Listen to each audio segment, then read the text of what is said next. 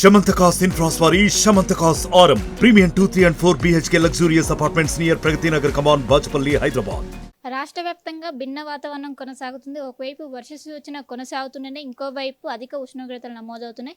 ఈ భిన్న వాతావరణానికి గల మార్పులేంటి, రానున్న రోజుల్లో వెదర్ ఎలా ఉండబోతుంది, దీని గురించి మనతో మాట్లాడడానికి ఐఎండీ డైరెక్టర్ నాగరత్నం ఉన్నారు. వారితో మాట్లాడదాం.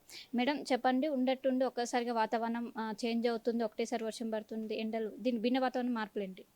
ఓకే, ప్రస్తుతానికి చూసుకున్నట్లయితే ఎక్కువగా కూడా ద్రోణి ప్రభావము అట్లాగే ఉపరితల ఆవర్తనం ప్రభావం తెలంగాణ రాష్ట్రం పైన ఎక్కువగా కనిపిస్తుంది.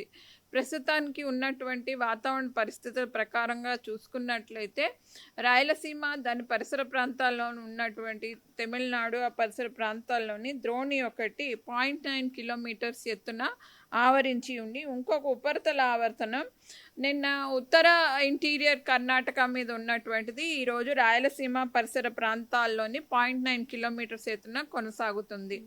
అయితే వీటి యొక్క ప్రభావం వల్ల తెలంగాణ రాష్ట్రంలో ఈరోజు కొన్ని చోట్ల తేలికపాటి నుంచి మోస్తారు వర్షాలు కురిసే అవకాశాలు కనిపిస్తున్నాయి. అట్లాగే రానున్న 5 నుంచి 6 రోజుల వరకు కూడా కొన్ని చోట్ల తేలికపాటి నుంచి మోస్తారు వర్షాలు కొనసాగే అవకాశాలు ఉన్నాయి. ఈరోజు 1-2 చోట్ల తేలికపాటి నుంచి మోస్తారు వర్షాలతో పాటుగా భారీ వర్ష సూచనలు ఎల్లో వార్నింగ్ కూడా జారీ చేయటం జరుగుతుంది. అట్లాగే చూసుకున్నట్లయితే ఈరోజు చాలా ప్రదేశాల్లోని ఐసోలేటెడ్ ప్లేసెస్లో డిస్ట్రిక్ట్స్లోని మనకు ఈ థండర్స్టార్మ్ యాక్టివిటీ అట్లాగే లైటనింగ్ యాక్టివిటీ కూడా ఉండే అవకాశాలు ఉన్నాయి. గాలి తీవ్రత కూడా 30 నుంచి 40 కిలోమీటర్ ప్రతి గంటకు కూడా 1-2 చోట్ల కొన్ని జిల్లాల్లో ఉండే అవకాశాలు కనిపిస్తున్నాయి. ఎస్పెషల్లీ చూసుకున్నట్లయితే ఇట్లాంటి ప్రభావం దక్షిణ జిల్లాలు అట్లాగే ఈ నైరుతి జిల్లాలు వాయువు జిల్లాల్లో ఎక్కువగా దీని యొక్క ప్రభావం కనపడే అవకాశాలు ఉన్నాయి. అయితే కొన్ని గంటల్లో మనకి మధ్యాహ్నం నుండి కానీ సాయంత్రానికి కానీ ఈ హైదరాబాద్ పరిసర ప్రాంతాల్లో మోస్తారు వర్షాలు ఒక్కొక్కప్పుడు 2 నుంచి 3 సెంటీమీటర్ ప్రతి గంటకు కూడా వర్షం కురిసే అవకాశాలు కనిపిస్తున్నాయి.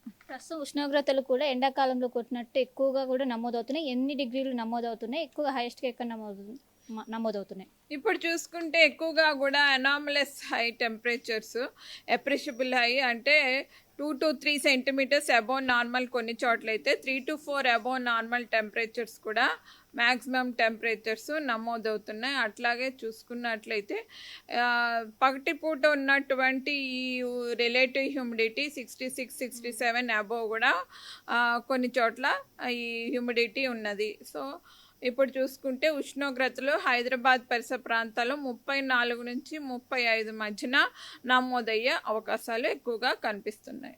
లాస్ట్ ఇయర్ ఆగస్టు నెలలో ఎక్కువగా వర్షాలు కనిపించాయి, కానీ ఈ సంవత్సరం తక్కువ కనిపించింది. ఒకవైపు నైరుతి ఋతుపవనాలు తొందరగా ప్రవేశించిన అయినప్పటికీ దీనికి కారణాలు ఏంటి?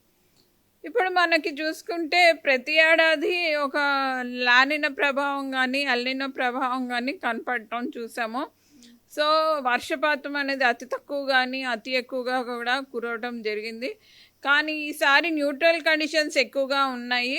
న్యూట్రల్ కండిషన్స్లోంచి లానినాలోకి ఎంటర్ అవుతున్న ఈ ట్రాన్సిట్ పీరియడ్లోని ఇటువంటి సిచ్యువేషన్స్ కనపడి ఈ వార్మ్ టెంపరేచర్స్ ఉండటము అట్లాగే వర్షపాతం మోడరేట్ రెయిన్స్ ఉండి 1-2 చోట్ల ఈ భారీ వర్ష సూచనలు కూడా జారీ చేయటం జరుగుతూ వస్తుంది. అట్లాగే వాతావరణం కూడా రియలైజ్డ్ కూడా అట్లాగే ఉంటుంది.